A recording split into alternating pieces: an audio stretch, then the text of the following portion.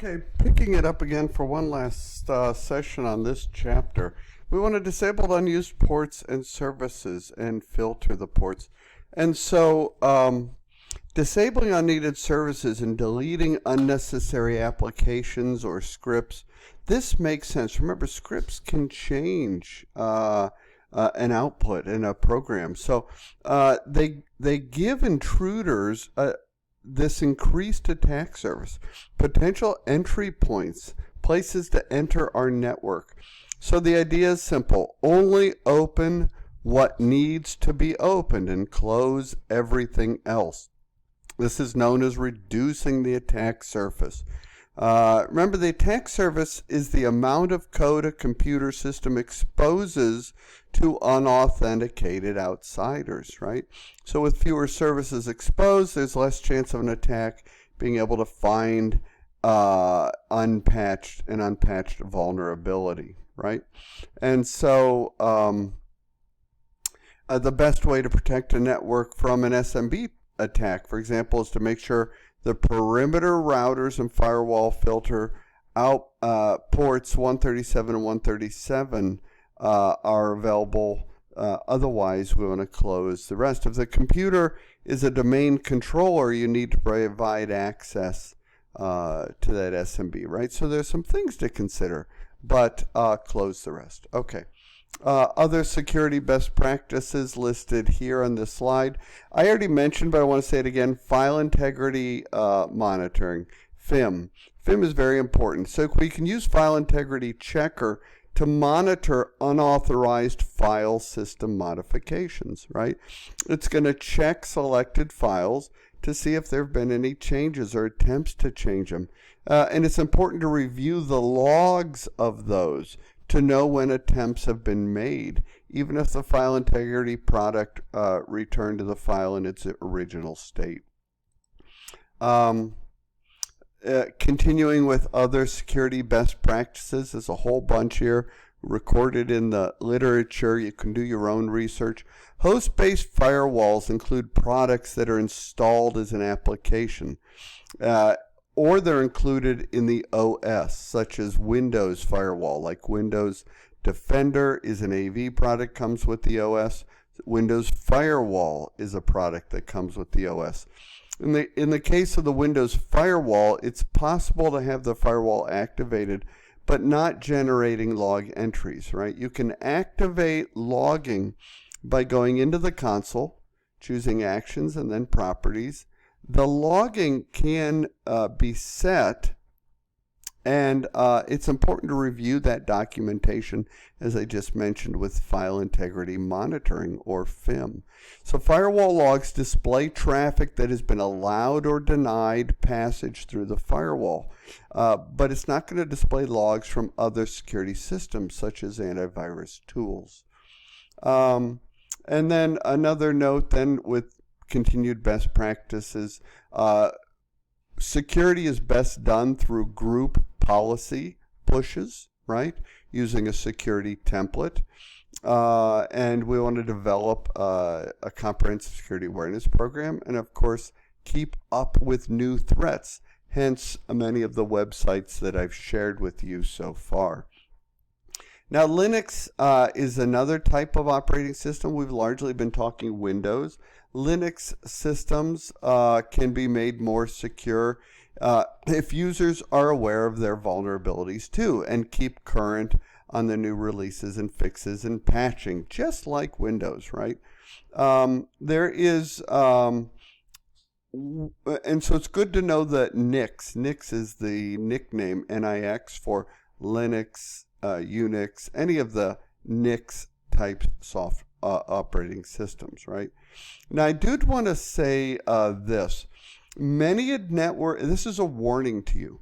Many network administrators believe Windows is easier to attack, and that they see the NIX operating systems, Linux, Unix, etc., as inherently more secure.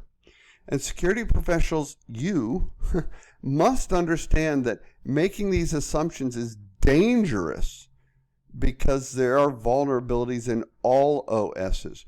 A lot of people will say, Linux is like an Apple computer, can't be hacked, is not susceptible to viruses. Yes, it is, and it's a false assumption. Frankly, there are many, many, many more Windows systems out there, and I think that's why they get attacked more often. The knowledge of how to attack them and the weaknesses is proliferating, but they are susceptible too. Now, Samba comes up in the literature, and there's a samba.org site you could go to. It's an open source implementation of the CIFS that we talked about.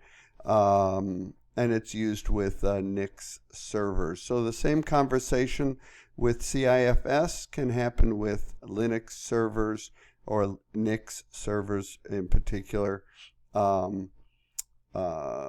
So you want to be aware of that. Remember, security professionals have to know the basics of both SMB, which we talked about for Windows, and Samba for Linux. Okay, there are tools for identifying Linux vulnerabilities, and again, I go back to the CVE site that we talked to for Windows, right? Is still very useful. Okay, so again, a lot of similarities between Linux and Unix as far as our approach as security testers, right? OpenVOS we've talked about before, and it can enumerate multiple OSs, including Linux. As you recall, it enumerates a computer on a network using a port scanning and zone transfers, which we want to avoid zone transfers like between DNS servers. It can identify the OS by conducting port scanning. It can address through enumeration, logon accounts and passwords, and running services, etc. Here's another great resource that I thought you might like. It's called Security Focus, right? And it's really kind of a mainstay in the security community. From original news content to detailed technical papers, great columns I thought you might enjoy. It's security is its primary focus. I think you're going to find it very useful. The Security Focus Vulnerability Database provides security professionals like us with up-to-date information on vulnerabilities on all platforms and services that are running. So I think it's very useful. I think you'd like it. We, as part of our security scans, we want to check for Trojan programs. One method of attacking networks remotely is installing a Trojan program that might do a whole range of malicious activities, including recording keystrokes or other items, right? They can be installed if a user clicks on an attachment to an email or downloads a file that they think is useful, but is not. It has this Trojan embedded in it, or thinks it's a patch and it's not, right, to the OS. So many ways to get a Trojan. Most Trojan programs allow remote administration, so they'll have some command and control feature. And now hackers are hiding the command and control functions in normal OS language, so it's hard for a firewall to detect. A Trojan can steal passwords, log keystrokes, encrypt files, leading to ransomware, destroy data. So much, right?